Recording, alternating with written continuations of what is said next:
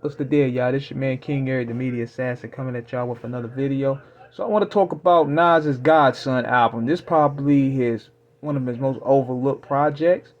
Now, around this time, Nas was going through a lot. He was fighting for his spot back. He was fighting the industry. His mother got really sick, and he was taking care of her. And being that he defeated at the time the golden goose of the industry, which was Jay-Z, he was somewhat blackballed. So going into this album, this was probably Nas's most personal album to date. He wanted to take this album to address his thoughts on the current state of hip hop. He named it Godson because he felt he was being crucified for the art. So, if you really go back to 2002, he was in similar crash out mode like Tupac was in 96. He was calling out everyone. We talk about Nelly.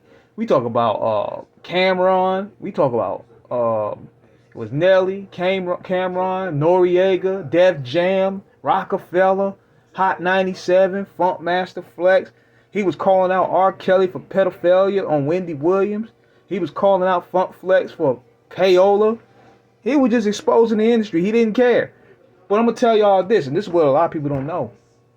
Somewhere down the line, I don't know if anybody can find it. I remember listening to it the night he was promoting the album. I believe he got that phone call. I mean, we all in the industry know what that phone call is. That phone call is to pipe it down or else. So he probably had a sat down with him and told him, look, you're going to have to squash all this. Because I remember when he did the interview with Angie Martinez, because this was after he blasted all them. So he goes up there and he sounded sad. Like he sounded defeated. You know what I mean? And it sounded like he didn't even want to go there. But they buried the hatchet nevertheless. And going to the album is pretty good. Now, I have my issues with Salaam Remi. His production to me sometimes be hit and miss. But over here he had more hits. Made You Look was the first single. It had that gritty New York sound. It lived up to the hype where he shot the video in the 5 boroughs. Now this to me is where, to me, Nas won the Jay-Z battle. Cause what did Jay release instead to compete with his album? That Me and My Girlfriend bullshit. So going to it, he put out another single. I think it was either, I'm trying to remember. It was I Know I Can, where he's sampling Slick Rick and using the Beethoven beat. Now this record to me submitted Nas to me as probably one of the most appreciated lyricists of all time, because this record was uplifting. It was positive with a message to young black men and young black women. And it probably made Nas's lyrics be analyzed in universities across the country.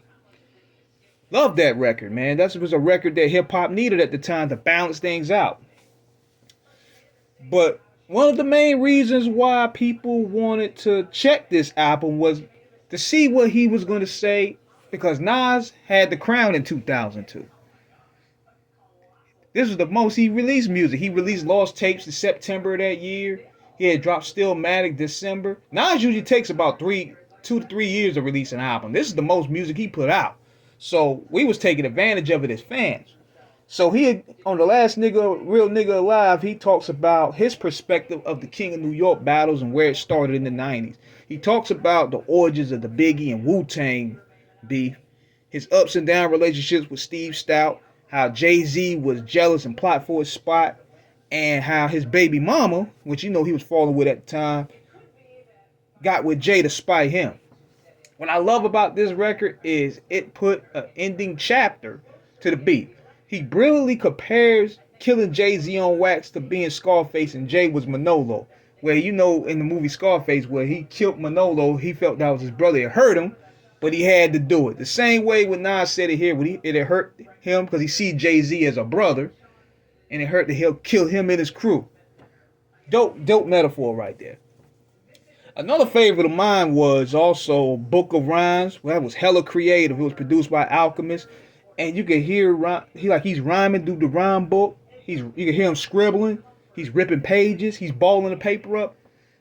It's like you getting the insight on Nas's writing process and when he's laying down songs. So it create a great visual on what his creative process is, which is pretty dope. Now there were some songs that address the real personal side of Nas, like the Mama song where he dedicated to his moms.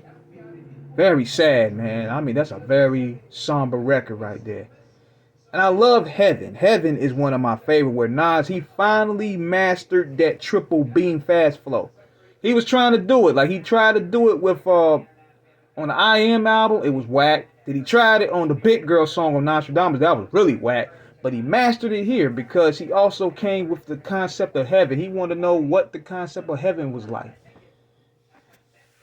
The production, the the church choir type courses, it was perfectly match made, man.